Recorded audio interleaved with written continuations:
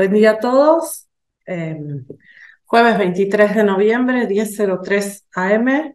Me toca abrir de nuevo nuestra versión mensual del House View Global esta vez, en un mundo, los mercados nerviosos, ¿no? O mercados ansiosos, como Martín lo tituló. Les recuerdo que toda esta información va a quedar volcada en papers que Martín sube a nuestra perspectivas.com.ar y desde allí además les vamos a ir contando novedades entre uno y otro House View Global. Es un día raro para analizar los mercados globales porque los mercados en Estados Unidos hoy están cerrados. Se inicia a partir de las próximas 24 horas la temporada de consumo récord que va a ser probablemente noticia y decisor de algunos precios de los equities, dependiendo de cómo suceda ese consumo a partir de lo que ellos llaman los holidays y el Black Friday mañana.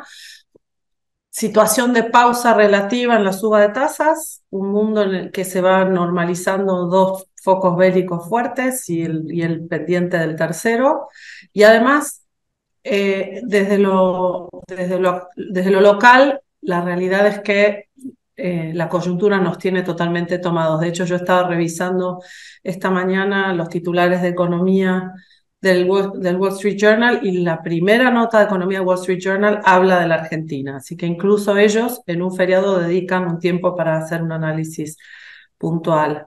En esta edición del House View Global, además de Martín, que nos acompaña y nos lidera todos los meses y nos marca un poco la estrategia macro y nos cuenta cómo está el mundo, incorporamos al equipo del House View Global a Sergio González.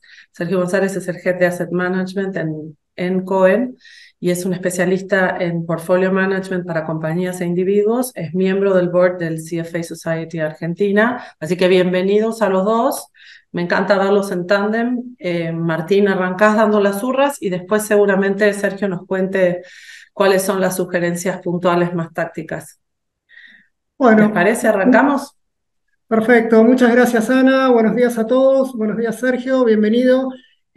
Como bien comentaste, Ana, el House View de esta semana, de este mes, nos vamos a concentrar un poco para relajarnos también un poco de la coyuntura local, ¿no? Abrir un poco la cabeza y ver que el mundo es un poco más normal y un poco más optimista de lo que está marcando la economía local.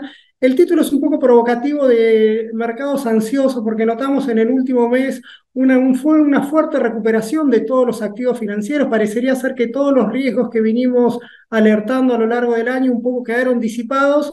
Entonces, bueno, vamos a ver por qué creemos que son ansiosos y por qué mantenemos la prudencia. Entonces, arrancando como hago siempre, Ana, cualquier duda que exista me interrumpen, no hay ningún problema y la vamos evacuando. A ver si se ve bien ahí. Segundo, por favor. ¿Ahí se ve bien?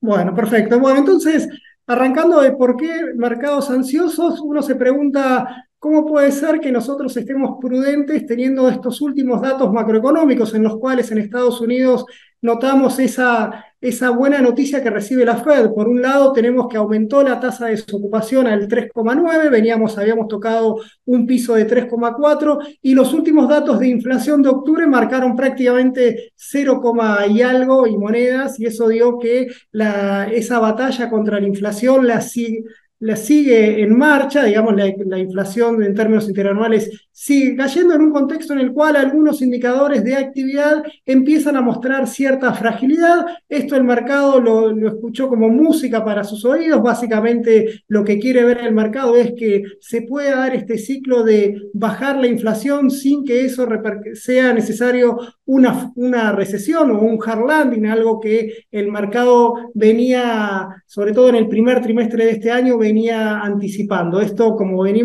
también lo hemos venido mostrando a lo largo del año no pasó y estamos para el mercado en esta muy buena combinación de una inflación bajando y una desocupación subiendo. Un poco lo que marcaría esto es que Powell tendría, o el mercado espera que Powell no tenga argumentos para seguir ajustando esa tasa de interés. Así que sobre esta foto nos vamos a tratar de mover y justificar de por qué nuestra prudencia y por qué creemos que el mercado está un poco ansioso. Entonces, comenzando por por los últimos datos, una de las cosas más importantes que tuvimos en este último mes fue la confirmación, nosotros lo veníamos viendo, de esta aceleración que tuvo el nivel de actividad en Estados Unidos en el tercer trimestre. Recuerden que veníamos de este soft landing al no landing. La economía no solo no aflojaba, sino que al mismo tiempo se aceleraba, y eso era también un tirón de orejas para la política monetaria. ¿Qué dosis de política monetaria o qué dosis de suba de tasas de interés necesita esta economía para enfriarse y con eso enfriar los precios, que era lo gran desalineado que estaban los objetivos de la Fed? Como ustedes pueden ver acá, subió al 4,9% trimestral. Recuerden cómo se lee esto contra el trimestre anterior y anualizado. Si lo comparamos contra el tercer trimestre del año pasado, veis que es una suba de casi el 3%, lo cual, cuando uno mira la tendencia, fíjense qué bien se fue desarrollando esta economía y qué bien le escapó a esa recesión que un poco el mercado esperaba que se dé este año. Cuando vemos a la salud de esta recuperación o de esta aceleración, vemos algunas cosas muy interesantes, algunas cosas que ya las veníamos también viendo mes a mes y otras que también son una luz amarilla. En principio, lo más destacado que ustedes pueden ver acá es este consumo privado tan fuerte, ¿no? Que no afloja. Fíjense, en el tercer trimestre creció una tasa del 4%, le aportó 2,7 puntos al crecimiento trimestral. El otro gran componente es el gasto público. Ahora vamos a hablar algo de esto, porque obviamente esto está en la conversación. Esto es, el consumo y la inversión pública subieron al 4,6%, le aportó casi un punto al crecimiento. Y también tenemos esta dualidad en cuanto a que, si bien suben las exportaciones, una buena noticia, también se recuperaron las importaciones. Por eso, en la contabilidad de las cuentas nacionales tenemos que las exportaciones netas contribuyeron negativamente, es decir, le sacaron un poquito ese PBI. Y por otro lado, acá la gran incógnita, o por lo menos la gran sorpresa, que digamos que sería lo que primero debe reaccionar, es que la inversión volvió a crecer. Ahora vamos a ver un poquito más, pero acá lo que importa es que la inversión residencial se recuperó, mientras que la inversión en maquinaria, todo lo que hablábamos, esa inversión no residencial, tuvo un ajustecito después de unos muy buen primer semestre. Entonces, en ese global nos da que la inversión en maquinaria e inmobiliaria, si quieren así agregarlo, subió un 0,8%, esto le aportó 0,2 puntos porcentuales al PBI. Y después tenemos esa variación de existencias que siempre nos juega unos trimestres a favor, otra vez en contra. En este caso nos dio a favor del crecimiento, pero si le sacamos ese ruido estadístico, si quieren, podemos ver que la economía sigue creciendo, creció muy bien, una tasa del 3,7%. Cuando vemos un poco la película y vemos, bueno, fíjense, el año pasado, cuando empezó este ciclo de suba de tasas, cómo fue que la economía se pudo recuperar y estar creciendo en términos interanuales al 2,9%. Es decir, si yo acá les muestro que en un gráfico con la suba de tasas de interés, ustedes les debería llamar mucho la atención, porque justamente la suba de tasas de interés lo que intenta hacer es tratar de enfriar la economía. Y acá vemos un poco estas dudas, ¿no? Porque fíjense cómo la economía, lejos de desacelerarse, se aceleró.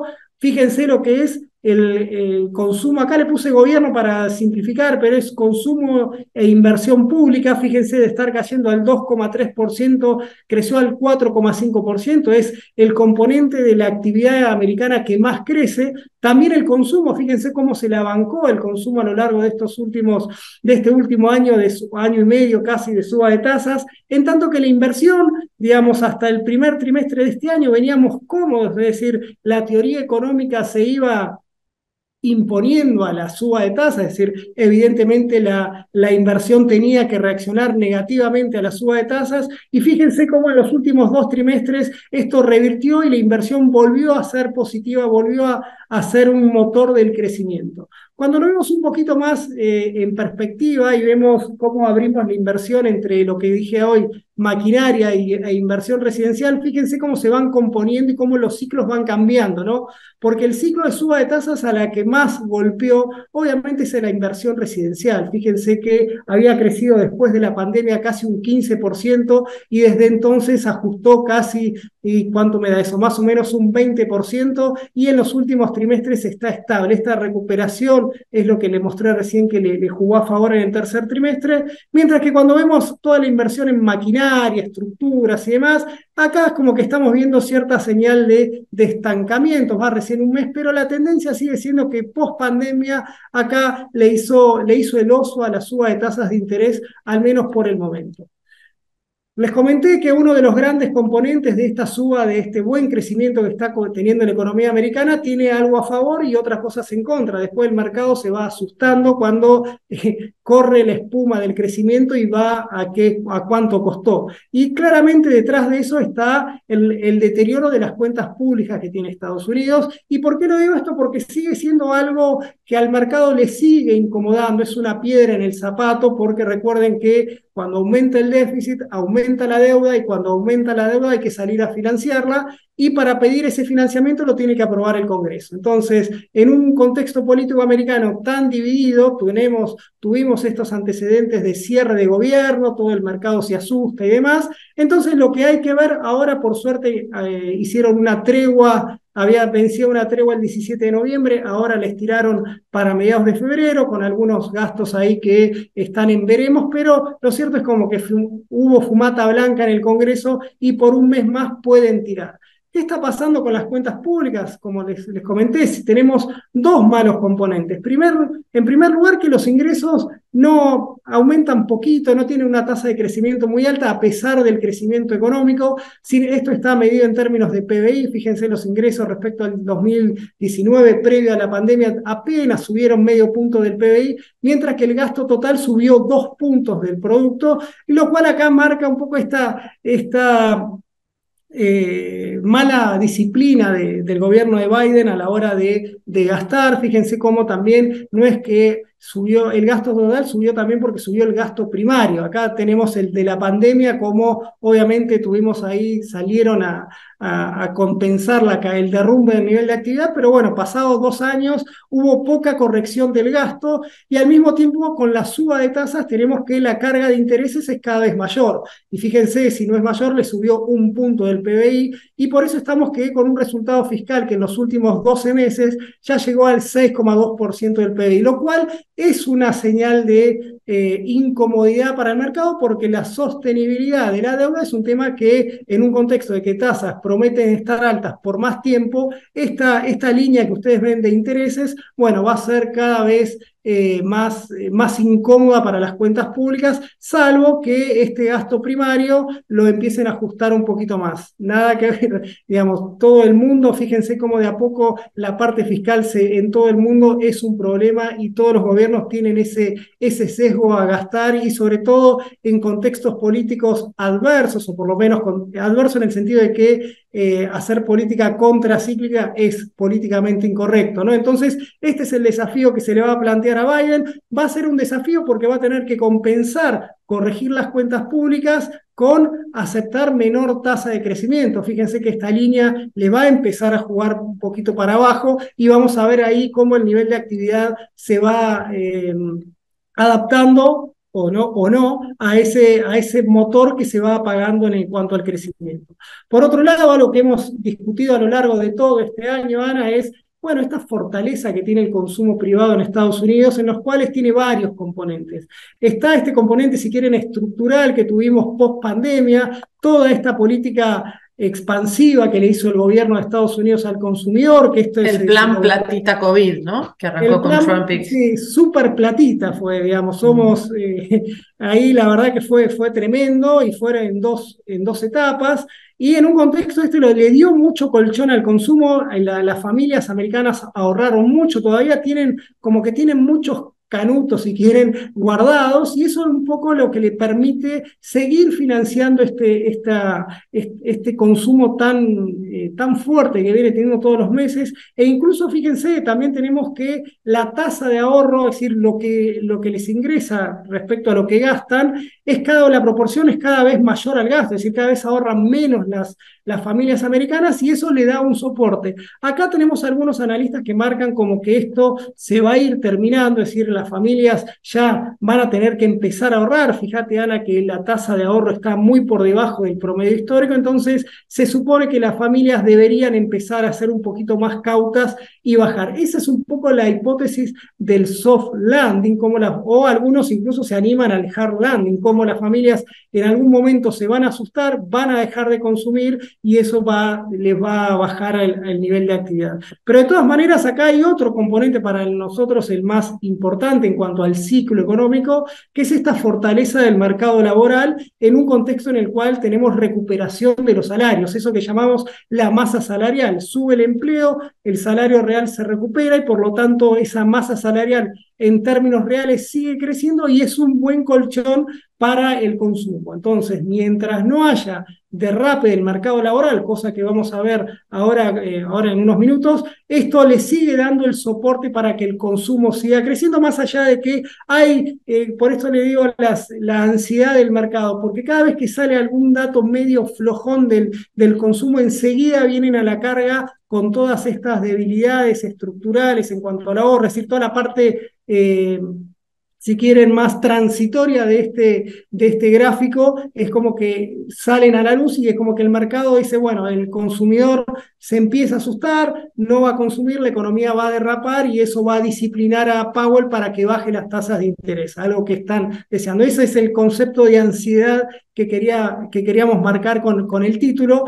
Pero de todas maneras, más allá de todos los datos que van saliendo, ahora vamos a ver un poquito más en detalle, pero nuestro gran compañero, que esto yo se los recomiendo a todos los analistas del mercado, dejen de hacer cuenta de ver cada uno de estos indicadores, cuánto sale y demás, y vayan al Nowcast de Atlanta, que los publica todas las semanas, cada 2 días tenemos una nueva estimación. Esto es, obviamente, con la metodología del Nowcast, lo que hace es incorporar todos los nuevos datos y hace la nueva estimación. La verdad, Ana, que esto nos acompañó todo el año muy bien, nunca nos dejó en offside, salvo algunas cuestiones muy puntuales por la variación de inventarios, pero es un buen indicador que nos muestra que en el segundo trimestre, que en el cuarto trimestre la economía, si bien afloja, es verdad que del 4,9 pasaría al 2,1%, pero fíjate cómo se mantiene en esta tendencia de crecer por encima del 2% y terminaría el año, y acá nuevamente vamos a un poquito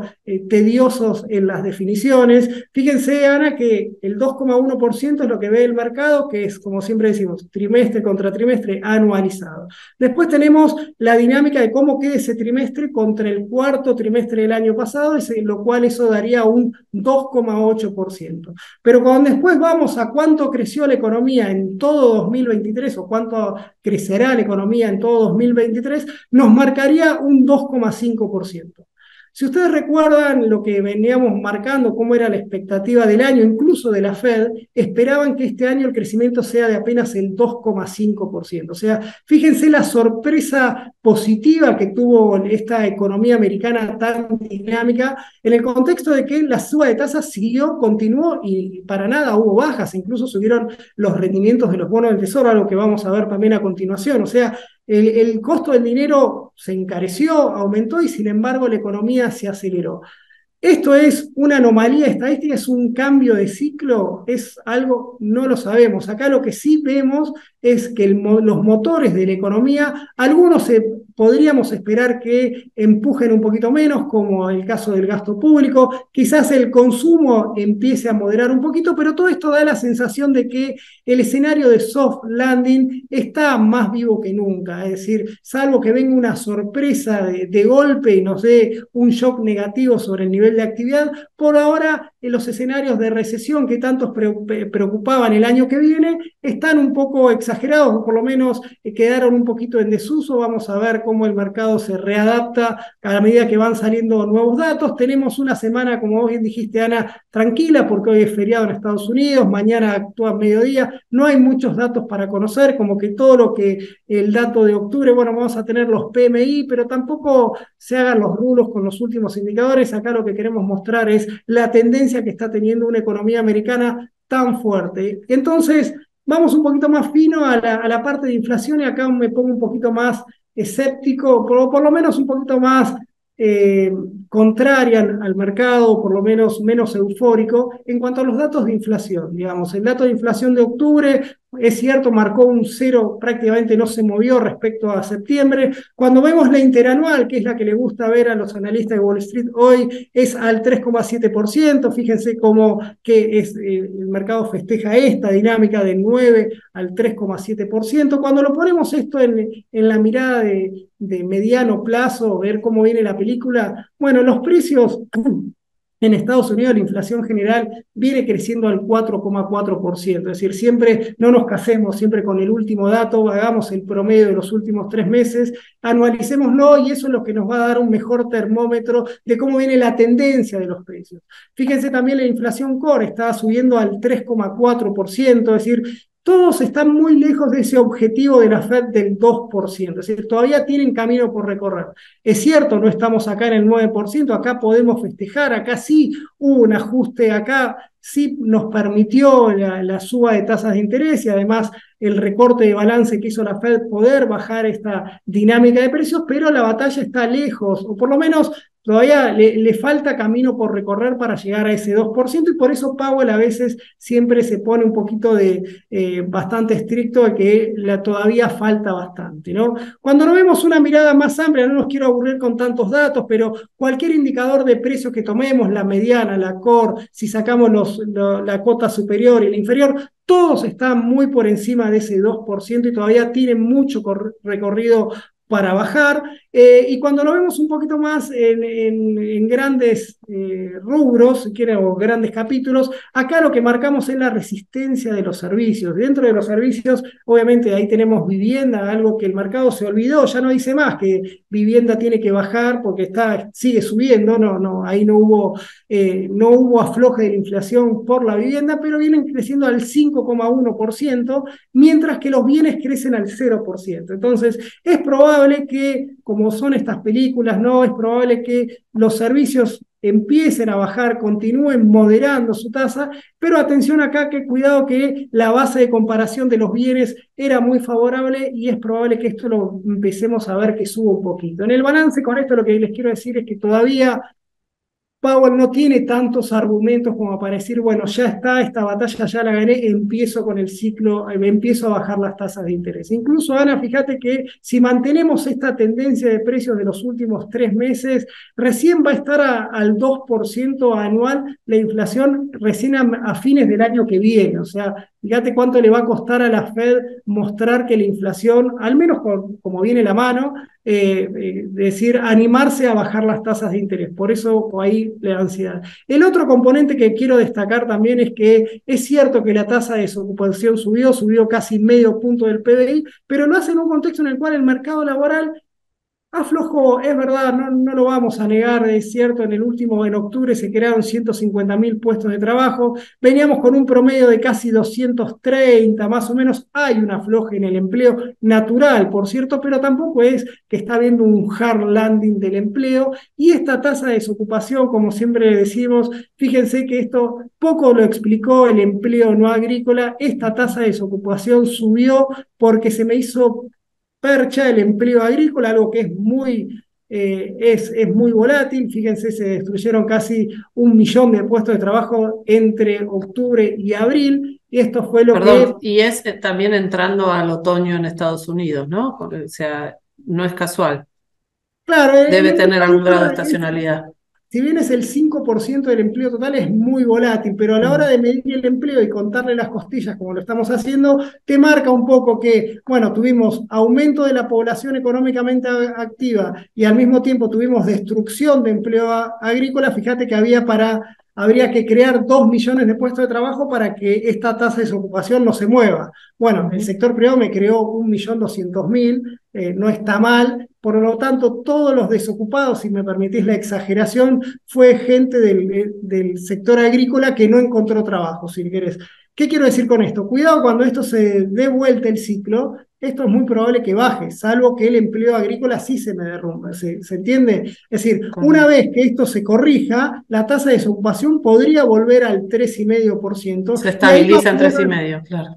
y ahí van a volver las preocupaciones, decir, Powell, che, mirá, la tasa de desocupación es muy baja, la presión sobre los salarios puede aumentar, porque eso es un poco la lectura, Ana, cuando a medida que te va aumentando la tasa de desocupación, se supone que la tasa de salarios o el crecimiento de los salarios sea más bajo, por lo tanto no te va a arrastrar tanto al IPC, ¿no? Es decir, Ujú. con la inflación baja, con la desocupación baja, el poder del salario aumenta, la negociación aumenta, y eso te hará que ponerle un piso más elevado a la inflación. Acá es donde se juega el partido de cuánto va a durar la inflación en volver a ese ansiado 2%. Lo bueno que lo está haciendo es que la actividad no está haciendo necesario que la economía derrumbe. Incluso, fíjate, Ana, que en el House View pasado, digamos, como una luz amarilla esta caída que hubo en el crédito privado, algo que tiene que caer, porque si suben las tasas de interés, en algún momento el crédito tiene que empezar a aflojar. Y fíjate cómo en septiembre volvió a repuntar. O sea, acá hay una resiliencia del crédito, o por lo menos, no sé, una resiliencia del nivel de actividad y una resistencia a la suba de tasa. Evidentemente no está haciendo el efecto deseado, o si lo está haciendo muy suavemente y veremos si eso es lo que la Fed desea, ¿no? Ese sería el mejor de los escenarios, en tanto el mercado le crea. Entonces, acá vamos un poquito ya entrando más al mercado, no me quiero demorar mucho, pero sí es cierto que en las últimas 3 reuniones, o sí, creo que si no hago mal la cuenta, la Fed dejó estable, no movió la tasa de interés, la dejó en 5,50. Recordemos que el pronóstico de la Fed entre sus analistas o sus gobernadores es que la tasa esté en 5,75, un poco se jugaba eso el mercado, bueno, faltan 25 puntos básicos más de ajuste, ¿cuándo lo va a hacer? No lo hizo en noviembre, es muy difícil que lo haga en diciembre, de acuerdo a las últimas perspectivas del mercado. Por lo tanto, el mercado compra esta idea que el ciclo de tasas el ciclo de suba de tasas se terminó y empieza no me gusta decir apostar, pero sí empieza a tener mayores expectativas de que empiece a revertir esta suba recién en mayo del año que viene. Entonces, nosotros acá somos mucho más escépticos por todos los que les comenté anteriormente de que con una economía que afloja y afloja muy poco, con una tasa de desocupación que probablemente pueda volver a caer y con una dinámica de precios un poquito mucho más pesada, mucho más lenta a la hora de ajustar, le creemos a Powell cuando dice higher for longer, ¿no? Porque Powell está siendo bastante ambiguo por un lado. Por un lado, festeja que la economía saludable de la baja de la inflación, pero dice que todavía le falta mucho camino y ahí a cada sustantivo, cada adjetivo que le pone Powell al contexto, a la coyuntura económica, el mercado reacciona y reacciona muy rápido. Por eso acá lo vemos. Fíjate, Ana, esto que veníamos viendo continuamente. Acá se juegan dos partidos, no solo hacia dónde pone la tasa la Fed, sino cómo reaccionan los rendimientos de los bonos del Tesoro, que son lo que después deriva en el resto de las tasas de interés de la economía.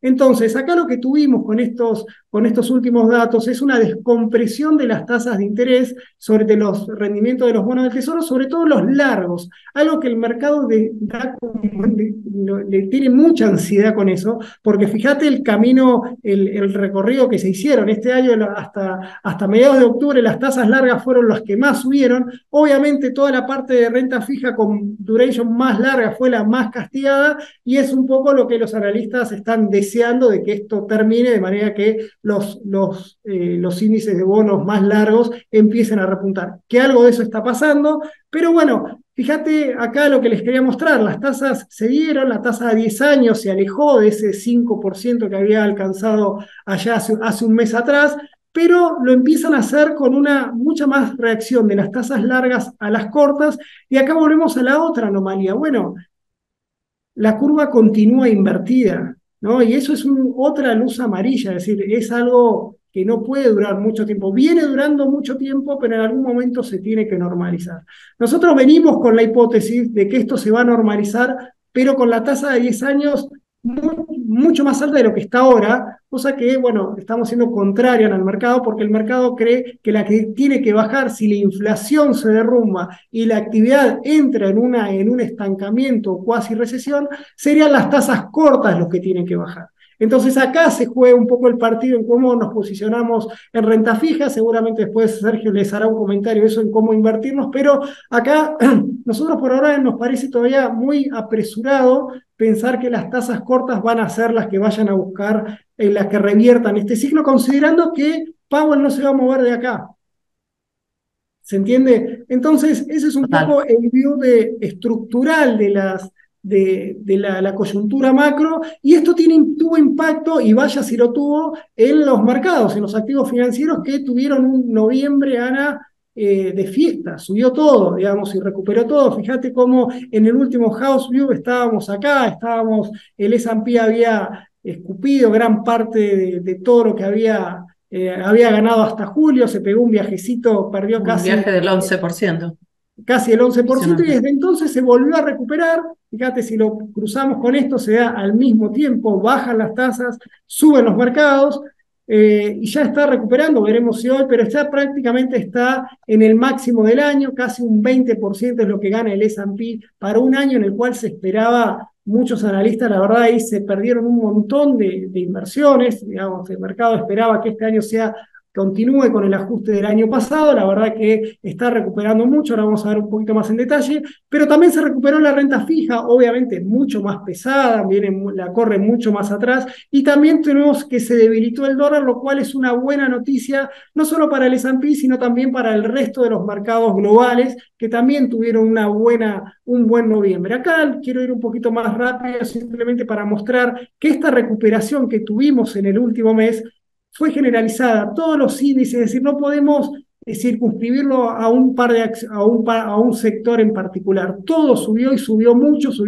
la verdad, todas las carteras ahí han subido en noviembre. Cuando vemos la película del año es un poquito más heterogénea. Fíjate, Ana, cómo las tecnológicas fueron, bueno, un 46% es lo que subió en Nasdaq, un 33% es lo que sube el S&P de las primeras 50 empresas, es decir, las más capitalizadas. Acá obviamente siempre hacemos esa aclaración, ¿no? Que el S&P no es necesariamente... Claro, digamos, las esas magníficas obviamente empujaron mucho, y después si vemos todo el resto de los mortales, ¿no? Fíjate cómo el Dow está teniendo un año bastante modesto, y si hacemos el S&P X ponderado, que todas las acciones ponderen lo mismo, bueno, también es bastante amarreta la suba, con una suba de apenas el 3% en el año. Insisto, el año marca una historia bastante heterogénea, en el último mes fueron todas que tuvieron una muy buena performance. Acá, si lo quieren ir más derechito, porque en el título obviamente me obliga a comentar algo de las 7 magníficas, tenemos ahí unos informes que escribió Nicolás sobre las 7 magníficas, cómo vienen siendo, con muy buenos balances presentados en el tercer trimestre, pero fíjense cómo todos los sectores, salvo el petróleo, que cayó, tuvo una caída del 5%, el resto de los sectores tuvo ganancias muy buenas, y cuando vemos la historia del año, fíjate, comunicación, tecnológicas, casi el 50%, consumo discrecional de otro 30%, es decir, ya se dejaron atrás el ajuste del 2022, y fíjate cómo han recuperado todo su valor, y acá en estos 3 sectores que les acabo de nombrar están las 7 u 8 magníficas, depende de ustedes si quieren incluir a Netflix o no, pero si tomamos Meta, Microsoft, Apple, Nvidia, y bueno, Tesla, y no sé si me estoy olvidando otra más, Google, creo que están todas volaron, digamos. Acá cualquiera que ha invertido, sobre todo, tenemos la cartera CDR Quality, que marca que está concentrado en estas empresas, y la verdad que fue la mejor inversión del año por lejos. No quiere decir que las otras hayan estado mal, pero sí le sacaron muchas, fue muy diferente, o por lo menos fue mucho más positivo.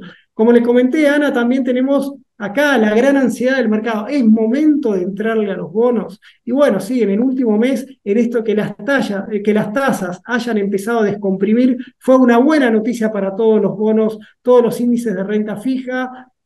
En este caso, obviamente, al haber caído más las tasas largas, todos los bonos de mayor duration fueron los que más reaccionaron, y en ese sentido el índice de bonos investment grade, que es el LQD que tomamos nosotros como referencia, es el que mejor performance tuvo por fin. Después, fíjate, Ana, cómo veníamos contando pérdidas, ¿no? No paraban los llantos. Acá una caída en lo que va del año, que arrastra la caída del 2022 y arrastra la caída del 2021. Entonces, es decir, en algún momento esto tiene que empezar a Hacer el recomponerse. catching up. Sí, por lo menos dejó de caer, es una buena noticia. Como dijimos en el house pasado, tenemos que ver si es un si puede haber momentos de entrada mejores. Parecería ser que el piso ya lo alcanzó. Veremos. Nosotros, como insisto, creemos que las tasas de 10 años no la vemos convergiendo al 4%. Creo que debería empezar a subir, y esto empezar a nublarse un poquito esta perspectiva, pero bueno, siempre diversificando un poquito. El que quiere tirar unos porotos a la renta fija, no está mal el momento. Veremos si va a haber algún momento mejor. Por otro lado, bueno, Bien. acá lo tienen en el detalle, fíjate, ganan casi un 6%. Para la malaria que veníamos con estos índices, es para que dibuje una sonrisa a algo en noviembre. Vamos a ver cómo termina. También atención acá para Argentina, ¿no? Porque también los bonos emergentes también mejoraron. Y después, bueno, también todo el mundo, la verdad, tuvo este noviembre excelente, todos para arriba. Si quieren ver acá, en América Latina también subió un 13%, es la bolsa que más ganó en lo que va del año, casi un 20%. Ahí tenemos, si ponemos Brasil, da el mismo dibujo. Si ponemos México, también da el mismo dibujo. Argentina incluso puede dar bastante también por ahí. Así que en ese sentido, la excepción a la regla para la renta variable global sigue siendo China, que en lo que va del año cae un 7%, aunque en noviembre se unió a esta ola de optimismo global y pudo tener una recuperación del 5,5%. Algo que hablamos, ¿cómo estoy de tiempo? Que ya voy, ¿eh? Estamos Algo que hablamos, apretaditos para Sergio. Esta ya vez compartís cierro el con esto, cartel. porque era un riesgo que nosotros veníamos marcando. Era, bueno, el dólar se debilitó, ya lo comenté. Acá quería ir a esto, que era los precios del petróleo. El petróleo, fíjate qué pasó con la guerra, qué pasó con Hamas e Israel, qué pasó con Ucrania. Bueno, el petróleo siguió cayendo, digamos. Otra vez la volvemos, el mercado, nosotros, la volvemos a pifiar en el impacto del riesgo geopolítico sobre el valor de los activos financieros.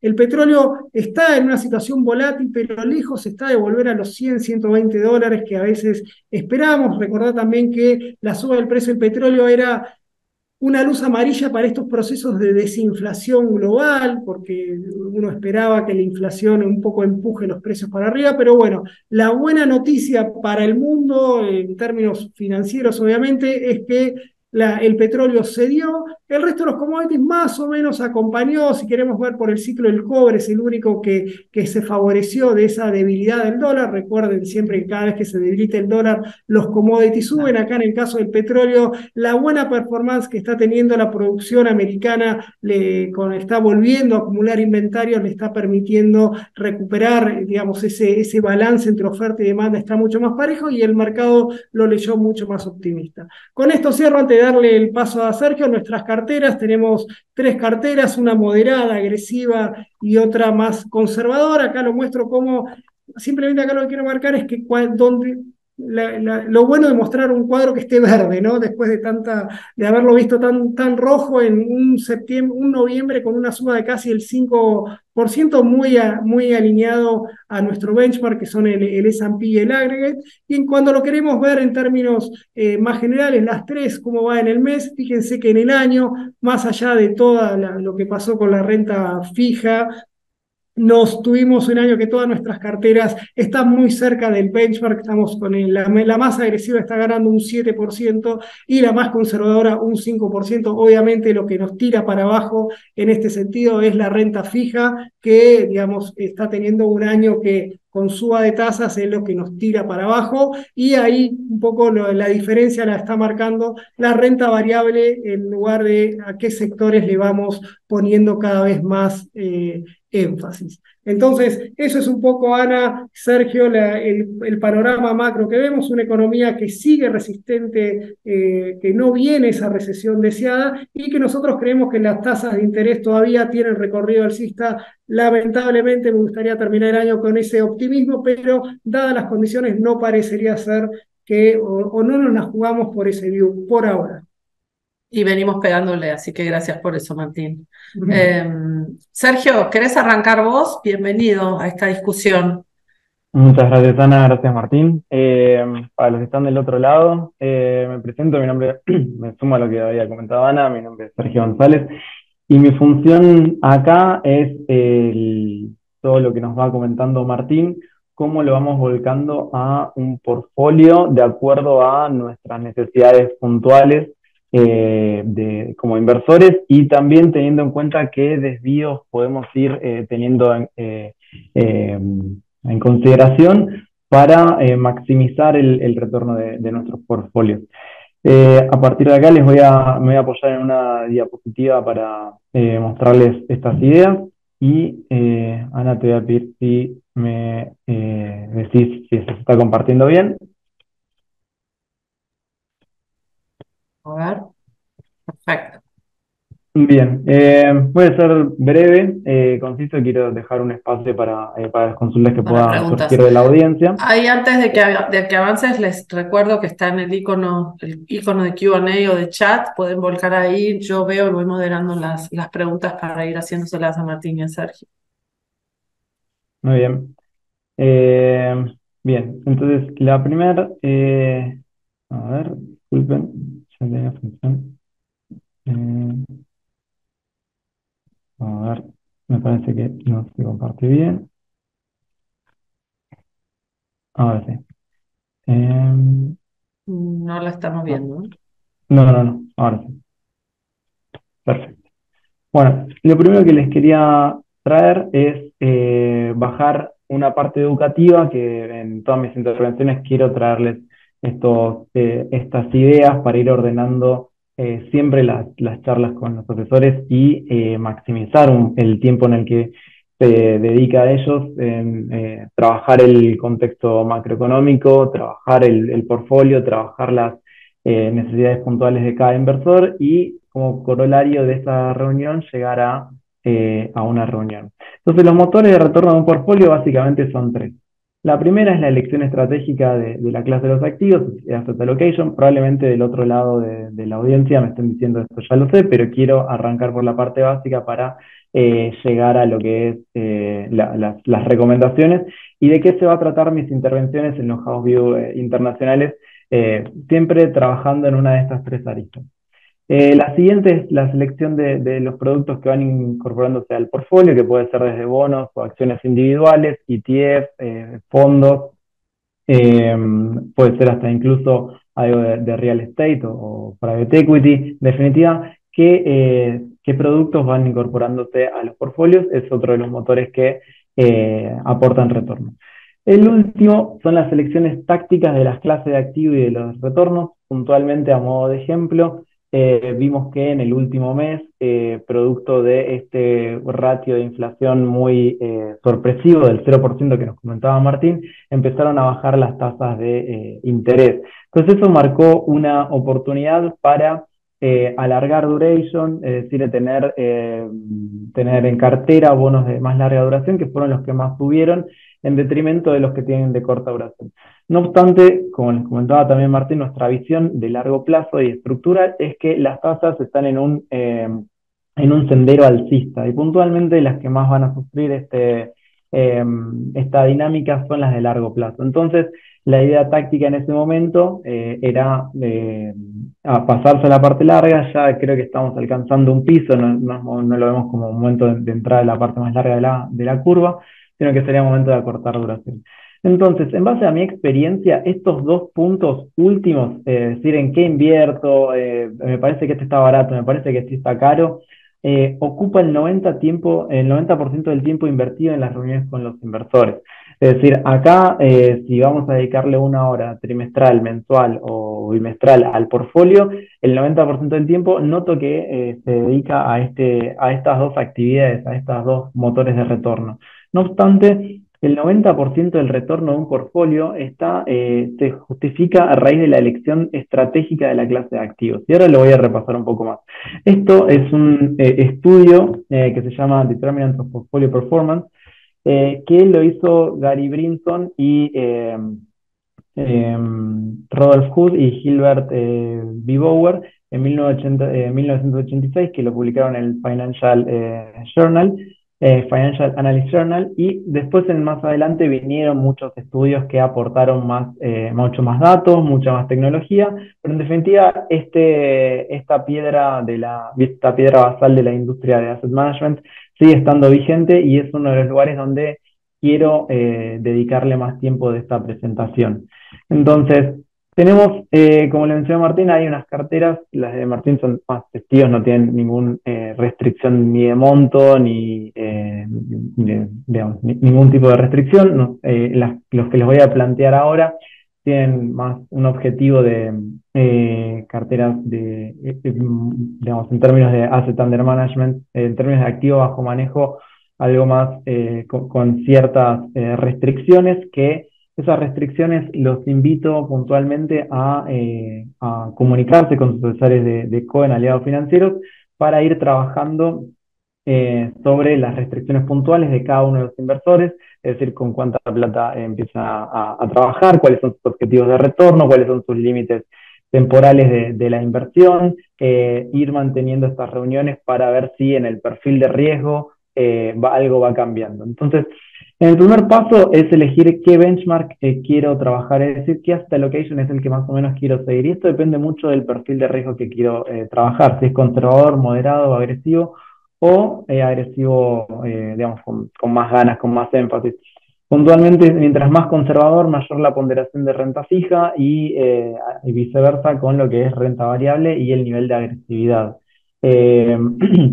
Puntualmente, el foco que tenemos son los inversores argentinos que tienen lo que es el motor de riesgo en sus activos locales. Puntualmente lo pudimos ver en esta semana, donde vimos una volatilidad brutal en la renta variable argentina, en la renta fija argentina, y probablemente en más instrumentos. Pero nuestro foco es en la pata internacional. Después de acá es elegir con qué portfolio vamos a querer batir a ese benchmark, es decir, con qué desvíos podemos llegar a tener sobre el benchmark que queremos batir. Y puntualmente ahora, a raíz de todos los que nos comentaba Martín, donde tenemos un sesgo muy marcado a lo que es renta fija, y ahora se los voy a justificar con un par de gráficos, estamos diciendo de sobreponderar lo que es la renta fija en un 5% en detrimento de lo que es la renta variable en un 5%.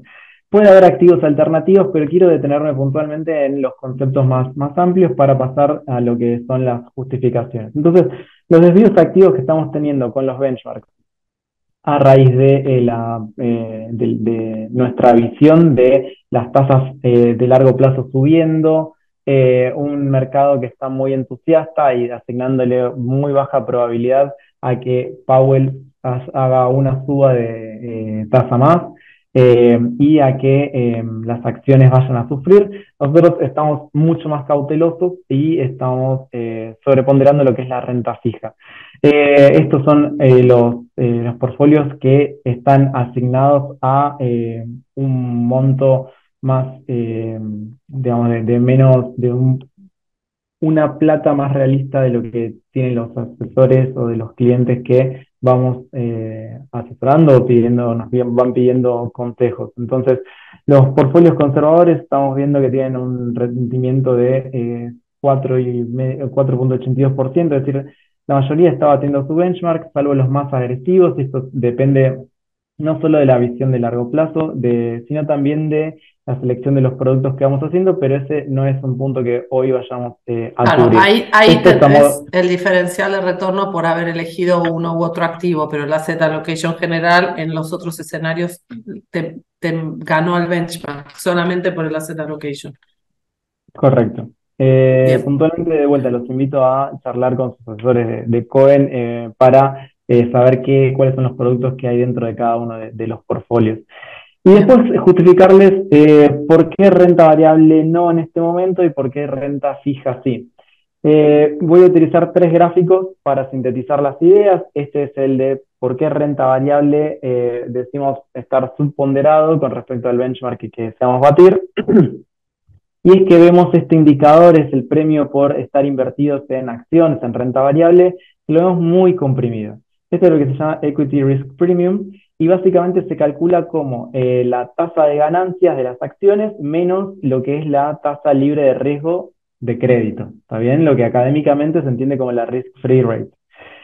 Y ahí vemos que, y ahí dejé las formas de calcularlos de esa manera. La tasa de ganancia se calcula con las ganancias proyectadas en un año, dividido el precio actual de los activos. Las ganancias proyectadas son por los analistas, se ve, es un dato que se conoce. Y después el precio activo también se puede sacar incluso de cualquier proveedor de datos público que haya, y de ahí se calcula un guarismo, ¿no? Un ratio. A eso se le resta la tasa de 10 años de retorno. Entonces, hoy la foto que nos está acompañando es que ese premio está por debajo del 1%, es decir, que incurrir en ese riesgo, ceteris paribus toda la situación, nos daría solamente un 1% más que estar puestos en lo que es la renta fija. Y acá tenemos la siguiente pregunta. Nos estamos metiendo en un activo con muchísima más volatilidad, en lo que son las acciones, en detrimento de un activo con menor volatilidad y más previsibilidad, que es la renta fija. Puntualmente lo vemos que está abajo de un desvío estándar, y los momentos en los que estuvo por debajo de un desvío estándar fueron cerca de la crisis del .com. Esto no significa que vaya a pasar, no es lo que estoy diciendo, solamente estoy diciendo que este ratio está muy comprimido.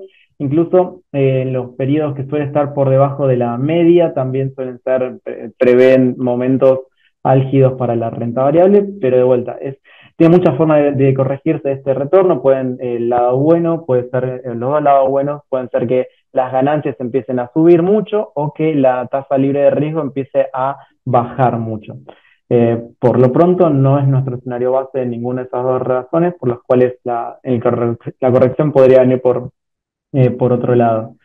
Y después vuelvo a hacer énfasis en lo que son las tasas de retorno de los bonos de Estados Unidos, en lo que es la renta fija, porque renta fija sí, y esta sobreponderación. Básicamente estamos en un periodo que no veíamos hace muchísimo tiempo, más de casi 3 décadas, incluso, si no me equivoco, capaz 4, donde las tasas están arriba del 5% a un año. Incluso a 2 años también podemos comprar activos que tengan este rendimiento. Y esta es la forma de las que comentaba Martín, que está una curva invertida. Y acá quería decir en qué posición, en qué lado de la renta fija nos ubicamos. Nos preferimos la parte de corta duración, 1 o 2 años, que tienen rendimientos cercanos al 5%, muy, muy, muy generosos. Y además nuestra perspectiva para las tasas largas, de acuerdo a lo que nos comentaba Martín del comportamiento fiscal de Estados Unidos, y bueno, más que nada esa porción, nos daría la impresión de que, además de cómo creemos que esta curva se va a corregir, nos daría la impresión de que la parte larga tiene para sufrir, más allá de este noviembre de algarabía que tuvo. Creemos que de largo plazo va a sufrir esta parte, por eso preferimos estar concentrados en la parte corta de la curva. Y después, por otro lado, algo que en la psicología, y con este término, en la psicología de los inversores estoy encontrando mucho, todavía estamos viendo portfolios muy golpeados por el año pasado, que lo que vienen pidiendo es que quieren tener, digamos, un retorno positivo asegurado, empezar a ver sus números al menos nominalmente creciendo. Y este gráfico, que lo hemos compartido en nuestras redes sociales, pero me parece válido esta presentación, nos dice, digamos, se lee de la siguiente manera. Empezamos por los puntos grises que nos dicen en qué lugar está la curva hoy de Estados Unidos de rendimientos, 4.9 la tasa de 2 años, 4.6, es decir, los ratios que vimos previamente, y ahora es lo que le aportamos de análisis nosotros, que es que cuánto tendría que subir la tasa del bono que estén adquiriendo para empezar a tener retornos negativos, es decir, para empezar a ver pérdidas en sus portfolios. Y esto vayámoslo leyéndolo de izquierda a derecha. Si la tasa de 2 años sube del 4.9 a 10.7, es decir, 576 puntos básicos, este bono va a empezar a caer. La tasa a 10.7 no está en los escenarios de nadie, sería un escenario completamente, no cisne negro, eso sería un unicornio negro directamente y no lo ve absolutamente nadie. Ese escenario, por lo cual podemos ver que en un año esta tasa, esta inversión nos aportaría un retorno positivo, no necesariamente del 4.9, pero sí retorno positivo al fin. Y digamos que a medida que va avanzando la curva hacia la derecha, si queremos invertir en 3 años, la tasa tendría que llegar a 4 a 7.4. De vuelta, son escenarios que capaz no están en los planes de nadie, y debe ser que este bono también nos aportaría más retorno. Con esto voy cerrando. A medida que vamos avanzando en el tiempo, las barras van decayendo hasta un punto donde, por ejemplo, la de 10 años, que es la más popular, la que el mercado más tiene en cuenta, si del 4.4 avanza el 5.3%, es decir, crece 86 puntos básicos, este bono ya nos estaría empezando a restar retorno.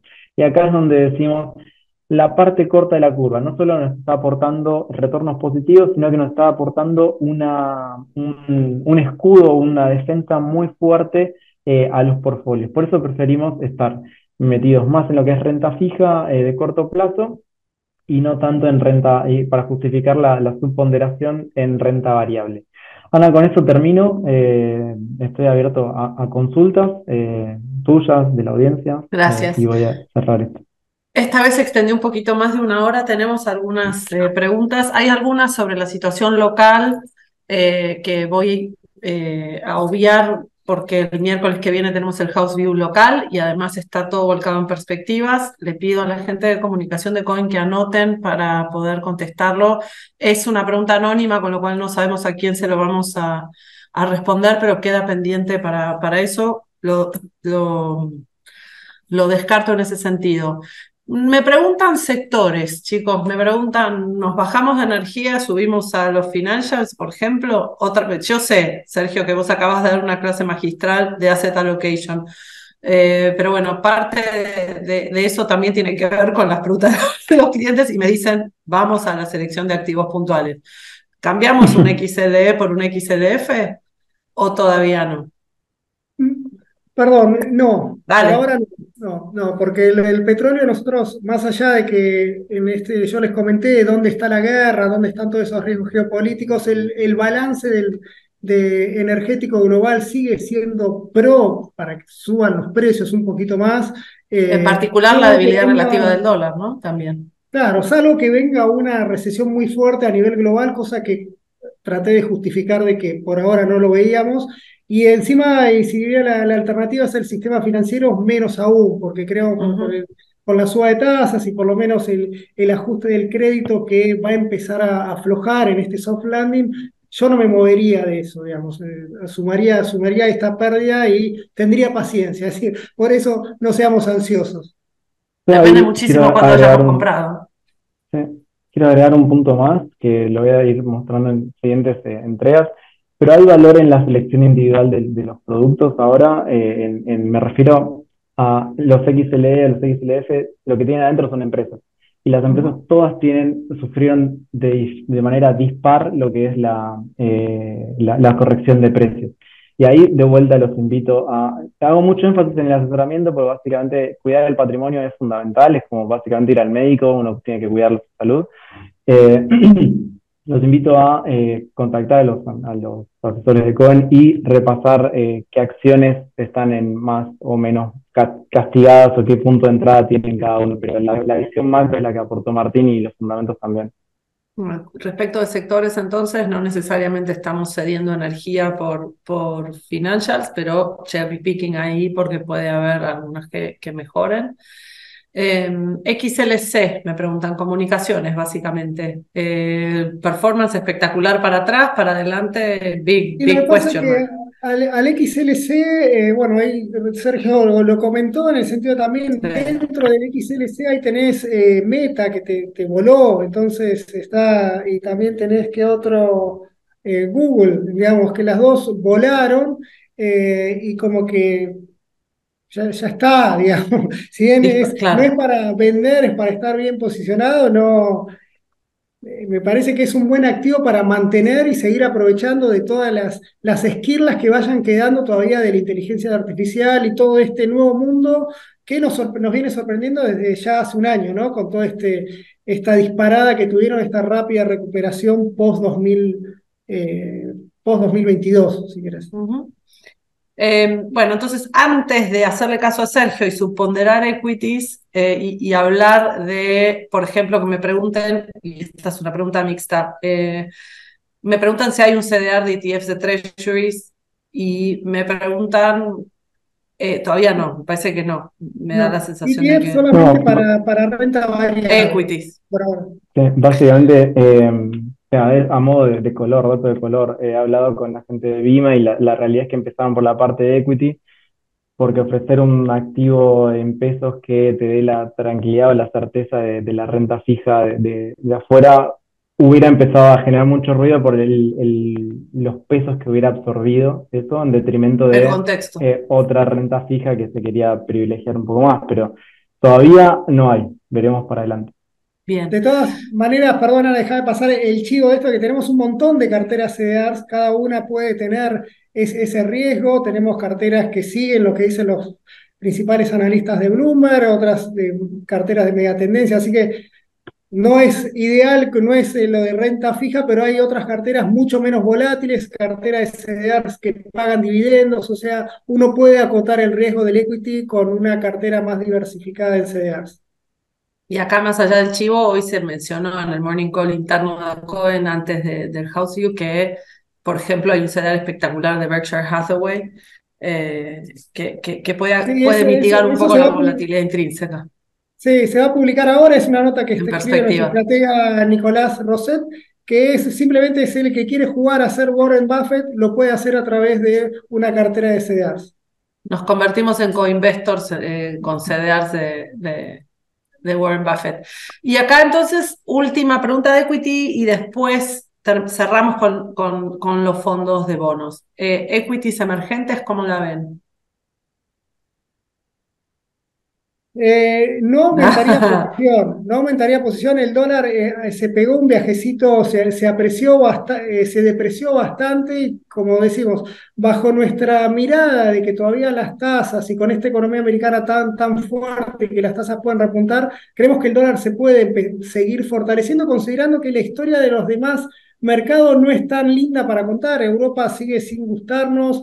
Japón sigue siendo la depreciación que tuvo el yen, la verdad que fue muy fuerte. El caso de China es el tema regulatorio, el caso de América Latina, pero bueno, tampoco es sumar tanto exposición a América Latina porque saben la volatilidad que tiene, ¿no? Entonces, Eso y los mantener cautela.